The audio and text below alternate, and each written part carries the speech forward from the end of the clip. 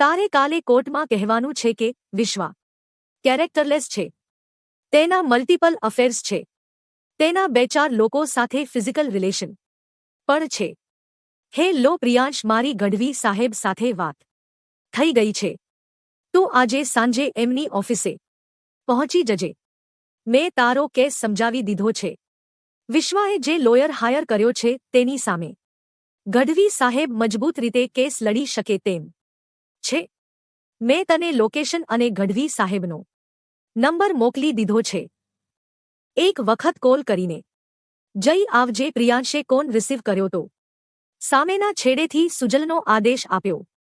ઠીક છે, તે બરાબર તપાસ તો કરી છે ને. મારે કોઈપણ ભોગે કેસ જીતવાનો છે. છેલ્લા 2 વર્ષથી હું કંટાળી ગયો છું. હવે આ કેસનો ઉકેલ ગમે તે રીતે આવવો જોઈએ. તને લાગે છે કે કિશોરસિંહ સામે આ તારા ગઢવી સાહેબ ટકી શકશે? પ્રિયાંશના અવાજમાં ભાર વર્તાતો હતો. ડોન્ટ વરી બ્રો, તારું કામ પતી જશે. તું ખાલી એક વખત મળી લે, પછી બાકીનું તને આપોઆપ સમજાઈ જશે. હા, એમની ફી થોડી વધારે છે પણ પરિણામ નક્કર મળશે. અત્યાર સુધી સુબોધ મહેતા જે કેસ લડતો હતો તેવી વાહિયાત દલીલો કે તર્કટો આ નહીં કરે. He is really good and dashing. Best thing is કે એ આપણી જ ઉંમરનો છે, છતાં સિનિયર જસ્ટિસ પણ એની વાત શાંતિથી સાંભળે છે. મેં એને કોર્ટમાં જોયો છે. He is the best. સુજલના અવાજમાં વિશ્વાસ અને ઉત્સાહ બંને હતા. ઇટ્સ ઓકે, તું આટલું સજેસ્ટ કરે જ છે તો હું એક વખત મળી લઈશ. મારે માત્ર કેસ જીતવાથી મતલબ છે. મારે હવે એ બાઈ સાથે રહેવું જ નથી. જો આજે કેસનો ઉકેલ આવતો હોય તો મારે કાલ પણ પાડવી નથી. તને અમારી કન્ડિશન ખબર તો છે. પ્રિયાંશના અવાજમાં નિરાશાનો સૂર આવવા લાગ્યો. હા, હવે વાતો છોડ અને તારા કેસની ફાઇલ્સ લઈને પહોંચી જજે. આપણે આવતીકાલે સવારે વાત કરીશું. મારે સાંજે વિશાખાપટ્ટનમ જવાનું છે. મારી 5 વાગ્યાની ફ્લાઇટ છે. તો આવતીકાલે સવારે વાત કરીશું. Have some faith and have some patience. Good luck brother.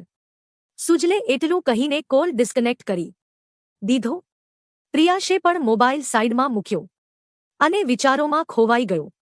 સાંજે 4 વાગ્યે તેણે ગઢવી સાહેબને કોલ કર્યો અને તેમના આદેશ પ્રમાણે એસ.જી. હાઈવે ઉપર તેમની ઓફિસે મળવા માટે નીકળી પડ્યો. લગભગ અડધો કલાકમાં તે ગઢવી સાહેબની ઓફિસ પહોંચી ગયો. આલિશાન બિલ્ડિંગમાં એન્ટર થયો અને એલિવેટરમાં બેસીને 15મા માળે પહોંચ્યો. એલિવેટરમાંથી બહાર આવીને ડાબી તરફ જોયું તો એક વિશાળ ઓફિસ હતી. પ્રિયાંશ તેમાં એન્ટર થયો અને રિસેપ્શન ઉપર બેઠેલી છોકરીને ગઢવી સાહેબ વિશે પૂછ્યું. તેણે બતાવેલા રસ્તે પ્રિયાંશ ગયો અને ઓફિસની જમણી તરફ વિશાળ કેબિન હતી તેની બહાર આવીને ઊભો રહ્યો. તેણે બારણા ઉપર ટકોરો માર્યો અને અવાજ આવ્યો, મી પ્રિયાંશ પ્લીઝ કમ ઇના. પ્રિયાંશ અંદર ગયો અને ખુરશી ઉપર ગોઠવાયો. તેણે જોયું તો ગઢવી સાહેબ પોતાની કેબિનમાં બનાવેલી લાઇબ્રેરીમાં કોઈ પુસ્તક ફંફોસી રહ્યા હતા. હેલો ગઢવી સાહેબ, થોડા વ્યસ્ત લાગો છો? આજે રજાના વિશે પણ કેસની કામગીરી કરવી પડી રહી છે. પ્રિયાંશે આઈસ બ્રેક કરવા ઔપચારિક વાત કરી. ના, એવું કંઈ નથી.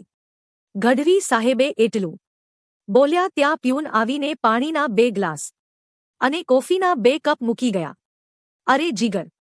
તો ગઢવી સાહેબ એટલે જીગર. ગઢવી સુજલ પણ ખરો છે, મને કહેતો નથી. તું તો યાર બહુ મોટો લોયર થઈ ગયો છે. સુજલ તારા બહુ વખાણ કરતો હતો. ગઢવી સાહેબ એક પુસ્તક હાથમાં લઈને પોતાની ખુરશી પાસે આવ્યા ત્યારે તેમને જોઈને પ્રિયાંશ ઉત્સાહ સાથે બોલી પડ્યો. હા પ્રિયાંશ, તું પણ બહુ મોટો માણસ થઈ ગયો છે. લંડનથી પાછો આવ્યા પછી અહીંયા બિઝનેસ સેટ કર્યો પણ વિશ્વા સાથે લગ્ન જીવન સેટ ન કરી શક્યો. બંને કોલેજ પછી મોટા ઉપાડે લંડન ગયા હતા. ત્યાં 5 વર્ષ રહ્યા, સાથે સંઘર્ષ કર્યો અને હવે અહીંયા. જીવનના આ તબક્કે તમારે છૂટા પડવું છે. જીગરે કહ્યું, યાર એવું નથી. It's too difficult to leave with her નાઉ.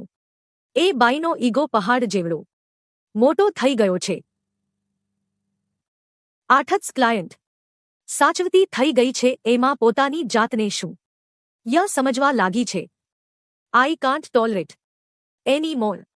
મારે કેસ જીતવો છે, તો પ્લીઝ મને જ્ઞાન ના આપતો. પ્રિયાશનો અવાજ મક્કમ હતો અને તેમાં ગુસ્સો પણ વર્તાતો હતો. સારું, મેં તારો કેસ વાંચી લીધો છે. સુબોધ મહેતાએ ખાસ કંઈ કર્યું નથી. હું અત્યારે જેટલું કહું અને જે રીતે કહું એ રીતે તારે કોર્ટમાં વાત કરવાની રહેશે. જો તું કોર્ટમાં એક પણ વખત ફરી ગયો અથવા તો મારા કહ્યા પ્રમાણે ના કર્યું, તો હમ તે જ સમયે તારે કેસ છોડી દઈશ. So keep your smartness with you. Don't apply in this case. જીતવું હોય તો આ વાક્ય મનમાં ગોખી નાખજે. જીગરના અવાજમાં પણ એવી જ મક્કમતા આવી ગઈ. ડન. આઈ એમ રેડી. મને એમ જણાવ કે 1 વર્ષથી ચાલતી આ સંતાકુકડીનો ક્યારે અંત આવી શકે એમ છે. મારે ઝડપથી આ બધામાંથી બહાર આવવું છે અને પાછા લંડન શિફ્ટ થઈ જવું છે. પ્રિયાશના અવાજમાં ઉત્સાહ હતો. જો ભાઈ, આ ફેમિલી મેટર છે. એમાંય ઇન્ડિયન જ્યુડિશિયરી સિસ્ટમને તું જાણે છે. ઘણી વખત 2 હિયરિંગમાં પણ કેસ પતી જાય અને ઘણી વખત 2 પેઢી સુધી પણ કેસ ચાલતા હોય છે. તેમ છતાં આપણે શક્ય એટલું ઝડપથી કેસનો નિકાલ લાવવાનો પ્રયાસ કરીશું. નેક્સ્ટ હિયરિંગ માટે હું કેટલીક ટિપ્સ આપું છું, એ યાદ રાખજે. પરમશ વિશે તારે કોર્ટમાં એ રીતે જ બોલવાનું આવશે. હું કહું એ રીતે બોલજે અને પુરાવા હું ઊભા કરી દઈશ. જીગરે કહ્યું, ઇટ્સ ઓકે. મારે શું કહેવાનું છે? પ્રિયાશે ટૂંકમાં પતાવ્યું. તારે કાલે કોર્ટમાં કહેવાનું છે કે વિશ્વા કેરેક્ટરલેસ છે. તેના મલ્ટિપલ અફેર્સ છે. તેના 2-4 લોકો સાથે ફિઝિકલ રિલેશન પણ છે. તેના કારણે જ તું હવે આ દાંપત્યમાં રહેવા માંગતો નથી. વિશ્વાના ફેક ફોટોઝ હું ક્રિએટ કરાવી દઈશ. તે 2-4 લોકો સાથે ફરતી હોય, ગાર્ડનમાં, કેફેમાં કે ક્યાંક રિસોર્ટ અથવા તો ટુરિસ્ટ પ્લેસ ઉપર ગઈ હોય તેવા ફોટોઝ ક્રિએટ થઈ જશે. આપણે કોર્ટમાં બતાવીશું અને કેસને સ્ટ્રોંગ બનાવી દઈશું. તારા આરોપો અને આપણા પુરાવા આપણી તરફેણમાં ઝડપથી કામ કરશે. જીગરે કહ્યું, આર યુ ક્રેઝી? હું કોર્ટની સામે એમ કહું કે મારી પત્ની વ્યાભિચારી છે? Are you out of your mind? I know her character where you know. And in fact અમારા કેમિલીમાં બધાને ખબર છે કે Vishwa is gem of a lady. એના કેરેક્ટરને કેવી રીતે ખરાબ કહેવાનું? તું પાછો એના ફેક ફોટા લાવવાની વાતો કરે છે. દુનિયાની સામે મારે એને ચરિત્રહીન ચિત્રવાની. પ્રિયાશ ભડકી ગયો. તારી પાસે કોઈ બીજો ઓપ્શન છે? તારે જે ઝડપે ડાયવોર્સ જોઈએ છે તેના માટે આ બેસ્ટ ઓપ્શન છે. બાકી કેસ ચાલે ત્યાં સુધી અને ચાલે એ રીતે ચાલવા દેજે. વકીલોની વાત ના માનવી હોય અને તમારી જ બુદ્ધિ ચલાવવી હોય તો એ રીતે કરો. જીગર પણ અકળાયો. જો જીગર, તું મિત્ર છે અને વકીલ છે ત્યાં સુધી બધું બરોબર છે. તું જરાક તો વિચાર કર. વિશ્વાના ચરિત્રના આમ જગજાહેર લીરેલીરા ઉડાડવાના લોકો શું કહેશે? લોકો જવા દે. હું મારી જાતને કેવી રીતે જવાબ આપીશ? મને ખબર છે વિશ્વા એવી નથી. માત્ર છૂટાછેડા માટે થઈને આખી જિંદગી મારે એના ચરિત્રની લીલામી કરવાની. કદાચ આ રીતે હું છૂટો થઈ જઈશ પણ આખી જી મારી જાત સાથે નજર નહીં મેળવી શકું. આઈ સ્ટીલ લવ હર યાર. મારું છોડે. છોકરી પોતાની જાતને કેવી રીતે આ સમાજમાં ઊભી રાખશે? એની મનોદશાનો તો વિચાર કર. મારાથી એવું નહીં થાય. તમારા વકીલોની જે કી હોય તે આપવા તૈયાર છું, પણ મારી વિશ્વાના ચરિત્રને આમ ખુલ્લેઆમ લીલામ કરવા તૈયાર નથી. બીજો કોઈ ઓપ્શન હોય તો બોલ, અથવા હું બીજા કોઈ સોલિસિટરને શોધી લઈશ. પ્રિયાશ સાવ ઢીલો પડી ગયો. ભઈ સુજલ, આ ડફોળની બૈરીને લઈને અંદર આવી જા, જીગરે ઇન્ટરકોમ ઉપર કહ્યું. પ્રિયાશે આશ્ચર્ય સાથે કેબિનના દરવાજા તરફ નજર કરી તો સુજલ, વિશ્વા અને કિશોરસિંહ ત્રણે ઊભા હતા. પ્રિયાશ તેમને જોઈને ઊભો થઈ ગયો. વિશ્વા દોડીને તેને ભેટી પડી. બંને જણા ડફોળ છે. કોલેજમાં પ્રપોઝ કરતા નહોતું આવડતું અને હવે છૂટા પડતા નથી આવડતું. કારણ વગરના મેલ ઈગો અને સ્ત્રી હઠને વચ્ચે લાવીને ઝઘડા કરી રહ્યા છે. પ્રિયાશ, તારી બૈરી પણ તારા માટે આવું કશું જ કરવા તૈયાર નથી. કિશોરસિંહ મારા કાકા સસરા છે. તેમની પાસે વિશ્વાનો કેસ આવ્યો ત્યારે તેમણે મને વાત કરી અને મારો પરિચય નીકળ્યો. સુજલને કહીને મેં તને મારી પાસે બોલાવ્યો અને પેલા મહેતા પાછળ પૈસા બગાડતા અટકાવ્યો.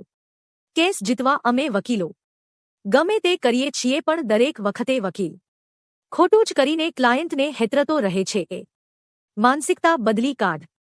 હું તો મિત્ર તરીકે એટલું જ કહીશ કે તમે બંને સાથે રહેશો તો જ સુખી રહેશો, અને એમાં જ તમારી ભલાઈ છે.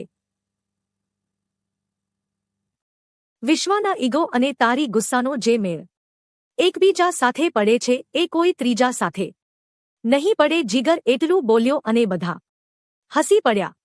વિશ્વા અને પ્રિયાંશ એકબીજાનો હાથ પકડીને બહાર નીકળ્યા અને સુલ તથા કિશોરસિંહ ત્યાં જ ખુરશીમાં ગોઠવાઈ ગયા.